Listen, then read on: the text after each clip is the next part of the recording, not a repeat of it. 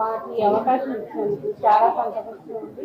మనుషులందరికీ నమస్కారం చేస్తాను. ఎందుకంటే మాకు ఎంత ఇబ్బందులు పడ్డామో ఈ 8 సంవత్సరాలు, నరకం అంటే అక్కడే ఉంటుంది అనిపించింది మాకు. 8 సంవత్సరాలు వచ్చిందో ఈ ప్రభుత్వం ఇప్పటికైనా గుర్తించింది, మాకు ఒక గుర్తింపు తెచ్చింది అనుకుంటున్నాం. చాలా వరకు నీళ్లు, కరెంటు ఇవన్నీ లేకపోయేసరికి చాలా ఇబ్బందులు పడ్డాం ఆడవాళ్ళం అందరూ. కరెంటు లేకుండా ఉండాలంటే 9 సంవత్సరాల నుంచి అది కూడా పెద్ద నరకం. ఈ మధ్యలో మాటలు విని జనాలు ఇట్లా మాయబుచ్చేయడం, మోసం చేసిన వాళ్ళకి కూడా పనిష్మెంట్ ఖచ్చితంగా వేయాలని కోరుకుంటున్నాం. ఎక్కడ జరగకూడదు ఇంత అన్యాయం, అది కూడా గుర్తించాలి. అధికారులు చేసినందుకు, మాకు ఈ అవకాశం కల్పించినందుకు ఈ ప్రభుత్వానికి కూడా ధన్యవాదాలు చెప్పుకుంటున్నాం. మాలాంటి వాళ్ళని గుర్తించారు. ఇన్ని సంవత్సరాల నుంచి ఉండి కష్టపడి 7 లక్షలు పెట్టి కట్టానండి నేను ఇల్లు.